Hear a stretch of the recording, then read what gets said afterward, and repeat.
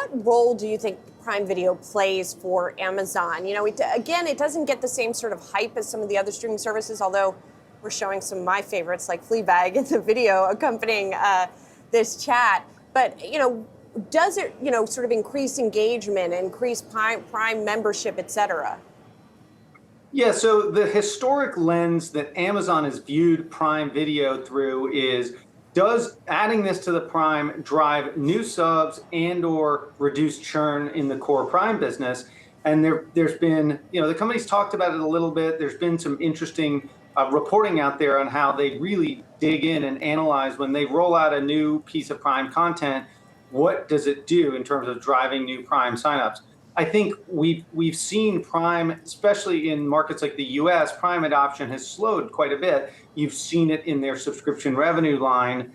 And so I think they're now at the point where they can start to move the needle more on actually directly monetizing this through ads. And so that, I think, is what's behind this move as they shift focus more broadly towards a sharper focus on profitability broadly. And with ads, Lloyd, you've crunched the numbers, I'm sure, for investors who are listening right now. What does it ultimately mean, bottom line? What could it mean for revenues and EPS? Yeah, what we've wrote in our report overnight, we think conservatively it could add $3 billion if they're just showing 3 minutes of ads every hour under the current, what we've heard from the advertising community is the current go-to-market. But if they actually increase those ads up closer to 6 minutes an hour, then it could obviously double that. You're talking about $6 billion of potential revenue coming in through ads. And by comparison, traditional linear TV is showing something like 16 minutes per hour of ads. Now, we don't think Amazon wants to take it anywhere near linear, but the point is they don't need to make a lot of money.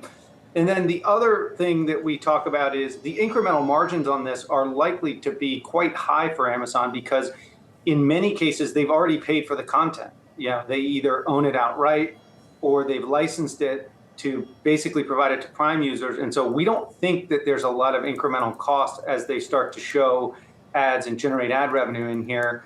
It's obviously very opaque. They don't talk a lot about how they structure any individual deals, and I'm sure a lot of them are very unique and different deal by deal. But I think in a broad context, we think the incremental margins here are quite high. So, if they can get over time up to something like $6 billion at an 80% incremental margin, you're talking in the neighborhood of $5 billion of incremental operating profit to the company if we're right and they can scale this over the next few years.